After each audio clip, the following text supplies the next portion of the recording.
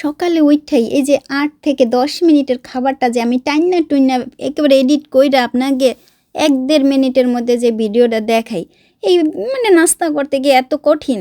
সকালবেলা উইঠাই ২ টা ডিম স্ক্রাম্বল কইরা দেবো। তারপর আরেকটা ডিম আবার একটুখানি ভাজা, ভাজা কইরা দেবো একটু লবণ দিয়ে। হ্যাঁ, এইখানে আবার একটু ব্ল্যাক পেপার পাউডার দিলে বেশি ভালো লাগে খাইতে স্ক্রাম্বলের ভিতরে।